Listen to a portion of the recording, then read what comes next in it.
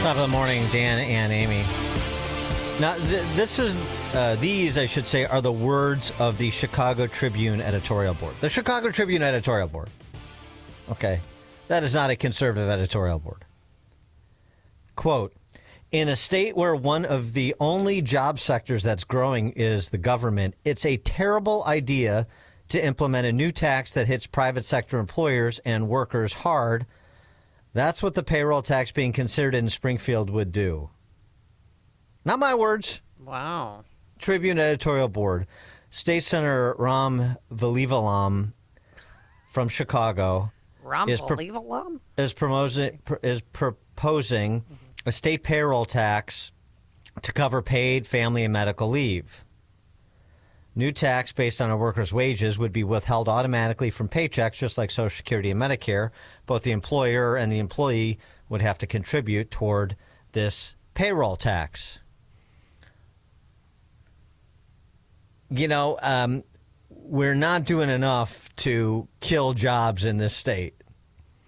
Nothing like layering on yet another tax on job creators and job creation in a state that continues to lag its Midwest neighbors by hundreds of thousands of jobs in some cases on an annualized basis.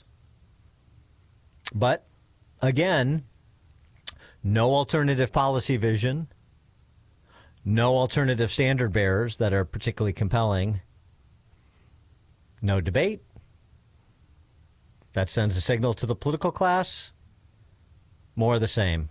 Stay the course. And they are. For more on this, pleased to be joined by Ted Dabrowski, president of Wirepoints, wirepoints.org, all things Illinois policy related. Ted, thanks for joining us. Appreciate it. Good morning, Dan. Good morning, Amy. Payroll tax to cover paid family and medical leave. That may be moving in Springfield. What's your sense? Yeah, it may be moving in Springfield, and I tell you, it's not the only tax, and we'll have plenty of other tax hike proposals to talk about. But good.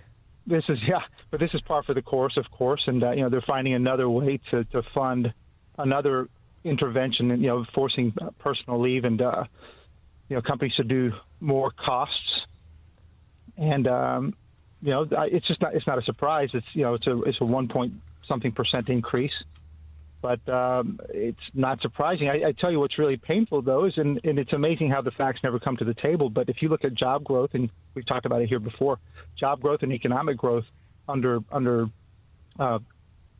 Pritzker, it is one of the worst. Our economy is probably the fourth worst in the country over that time frame. Our job creation might be positive, but only because of government growth, not private sector growth. So it's a pretty sad story, and they're going to make things worse, but that's not surprising. We talked a bit about this. I don't know, it was yesterday or last week. I can't remember. But yesterday. The Chicago Public Schools, the Chicago Teachers Union, I should say, that they control the Chicago Public Schools. And most of the rest of the schools, they control as far as everything. I can tell. Yeah. But they have a whole tax package they propose, too, because they're sort of a shadow legislative body. They've got all kinds of taxes that they proposed again this year, as they propose pretty much every year, millionaire surcharge. And, we need a graduated state income tax. BLM Brandon had said that, too. He's down in Springfield kicking that around as well. Anything else other than this payroll tax that people should be particularly on the lookout for in terms of a tax increase that could actually move? Well, yeah, I think it's hard for them to move, but you've got the Civic Federation, the Civic Committee, and BGA, and those guys. They're all still pushing an income tax hike, a personal income tax hike, a corporate income tax hike. Some of it to pay down pensions. So, they've put together a pretty good coalition that's out there selling it as, hey, listen, we're going to do it's temporary, by the way. You've heard that before. Oh, temporary tax. Right. Yeah. Nothing is so just temporary. Like the toll roads. Nothing is so permanent as a temporary tax increase, to paraphrase Friedman. Exactly. Yeah, right. And, that purportedly to pay down pensions and to build up a rainy day fund. I was on WTTW the other day, and I was on the Black Voices show, and there – again, lots of demands for more, and the CTVA representative, of course, called for either an increase in the income tax hike, in the income taxes from $495 today to about 6.5%. So a nice 1.5% increase. If not that, then how about a sales tax increase to include services? Why not both? While we're at it. Why not both? And each one's about $2.5 billion. So they're looking for money. I tell you, they're going to look for money, and they're going to push it. I think the only thing that might help us is that if you look across the country, everybody has been lowering taxes. Well, in the last 3 years, 25 states have cut income taxes. We're the ones that kind of stick out again like a sore thumb. Sorry, Amy. Well, no, in Utah, Governor Spencer Cox, great guy. Well, he wants to get rid of the state income tax, so he's working to do that. But here in Illinois, what really concerns me and a lot of people, especially rideshare drivers, is this mileage tax. 30 cents for every mile driven. They're doing a pilot of that right now. So, I did some math. This month, I would have had to pay $532 just for driving for different jobs to and from. Well, yeah, that's after we doubled the gas tax in 2019. Governor Pritzker doubled it, and then he put a inflation kicker on it that every year now they don't have to vote on increasing the gas tax. It goes up automatically. Right. I'll tell you, we wrote a piece about this last week, and I haven't seen that much traffic on a piece in a while. People go crazy over the gas prices in Illinois. The gas taxes in particular were the second highest in the nation. Yeah, but people are driving EVs, so they can't. There's no right. gas tax, so they want to put this mileage tax on. Well, it's another good excuse to get another tax on there. Exactly.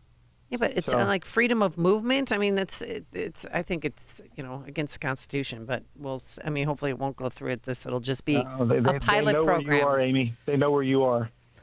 Something else that prevents movement are confiscatory property taxes. You've been writing about this recently. There's some new data, but Maria Pappas, the Cook County Treasurer, has chimed in on this, looking at the property tax appeal system and who's getting stuck. And surprise, businesses' tax bills dropped nearly 20%, while residential bills increased by more than 16% during the years 2021 to 2023, that reassessment cycle. More than 250,000 households in Cook County saw their tax bills jump 25% or more in the same period. The report concludes, Pappas's report, the county's assessment appeal system financially rewards business owners and rich honkies, I'll mention, while in many cases punishing lower income Black and Latino homeowners. Another reverse Robin Hood system that the new Marxists are in charge of. Yeah, we've been writing about this for a while. The big risk for residential in Illinois, especially if you do more of these payroll taxes and stuff like that, is as jobs are killed, as the economy gets worse and worse, we have less and less corporate activity relative to other states and relative to our residential population. And so what's happening is that the taxes that the commercial corporate sector are paying are going down in property taxes, and because the levies, because what the government's spending only goes up, then more and more burden is being shifted onto residential. And then you get into the whole battle of residential between the rich and the poor.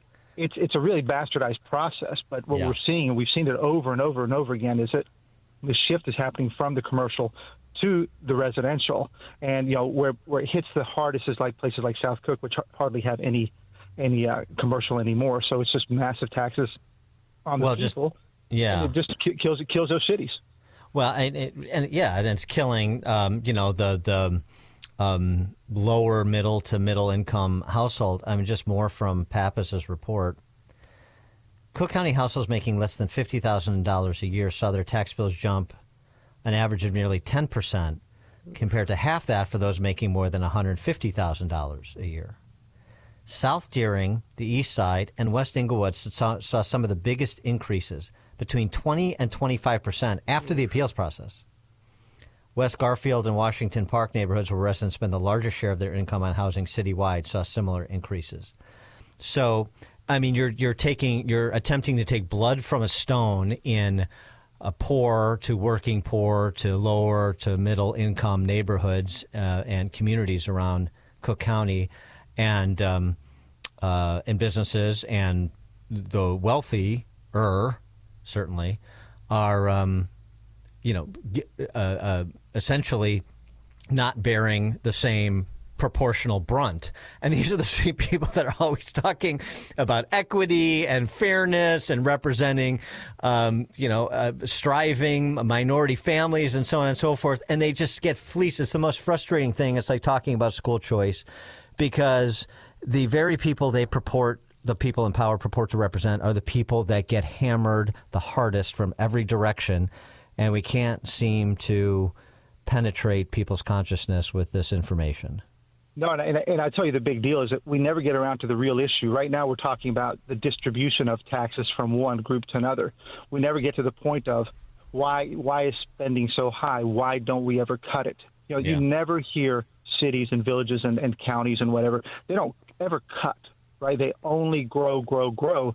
And so this ever-growing pie it's like a hot potato, right? We're just all passing it around, and of course the little guy's the one that ends up holding the bomb. And so that's the real problem. But until we ever get around to looking at the actual expenses, and you've been doing some of that, Dan, on your Doge stuff, it's until we get there, then it's just getting worse. And again, we showed whatever it was 2 weeks ago, the top 5 metro areas, 5 out of the top 10 metro areas in the country for highest property taxes are Illinois. So it's not a distribution problem only; it's the damn size of the spend. And we love it. More. Yeah. Take my house, please, Henny Youngman. We have Stockholm Syndrome. I wanted to get to something else, though, too, because, you try to celebrate even modest victories.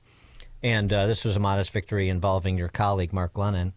Mark Glennon was a plaintiff in a lawsuit filed by the Liberty Justice Center, which is a public interest firm in Chicago that I co-founded.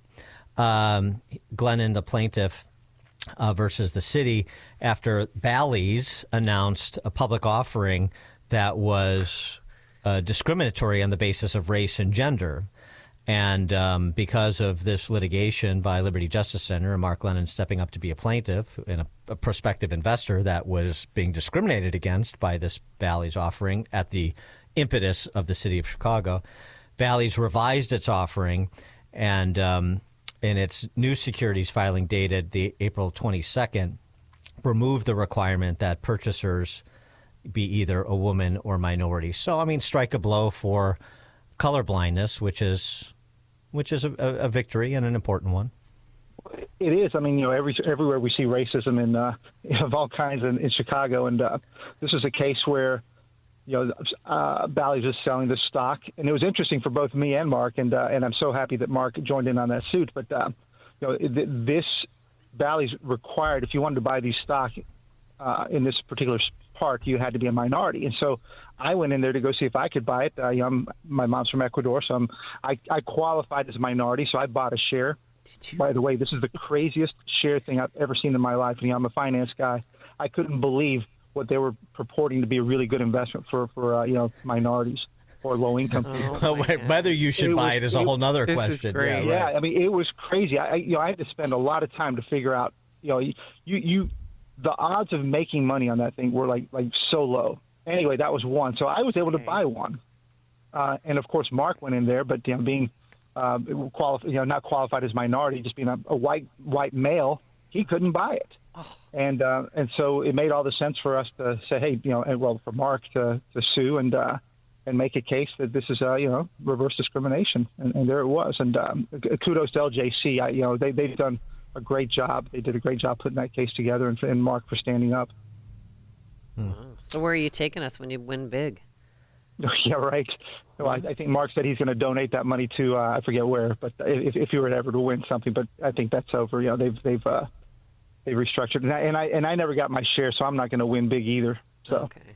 Okay. We talked about this a bit yesterday with Governor Abbott in Texas signing the nation's largest school choice program into law over the weekend, and you penned a piece over at Wirepoints about just providing additional context here on how much of an outlier Illinois is in the Midwest and now nationally, with more than 30 states that enjoy school choice programs. Yeah, it's amazing that Illinois continues to look more and more like an island in the middle of the country. We're looking more like a West Coast. When we talk about gas prices, we look like a West Coast. In school choice, we're standing all alone as we get surrounded, just literally surrounded by school choice states and universal school choice states, which is more important because anybody can get access to a voucher. So I'm hoping that over time, the pressure of all those states getting school choice means that at some point, even if we can't flip the legislature into a less democratic one, that we can put pressure on a lot of these legislators who it should be toxic for them to try to defend these school districts where just 5 and 10% of kids can read. So I think it's great news that all these states are doing it, and it's just a matter of time if we can, as bad as we are, we can cobble together something to put pressure on lawmakers. Ted Dabrowski, president of Wirepoints, wirepoints.org, all things Illinois policy related. Thanks, Ted. Hey, Dan, can I make one more comment? Oh, yeah, go ahead. Yeah, hey, listen, I listening about Bill Ackman, what I can't wait, and I love that Bill Ackman attacks Harvard. I love that these wealthy guys are doing that. I can't wait till guys like Bill Ackman decide, hey, wait a minute, attacking the universities is a little too late. The real fostering of all this crazy behavior and DEI is coming, in K through 12, and I would love for them to move their efforts and their attacks to the K through 12 system, because that's where it starts. By the time they're in college, it's a little too late. Absolutely. Yeah, good point. Thanks, Ted. All right, thanks, Ted. Thank you, guys. Yep, have a good week. And he joined us on our turnkey.pro answer line. Hear about the big stories of the day, then talk about them right here on Chicago's Morning Answer on AM 560.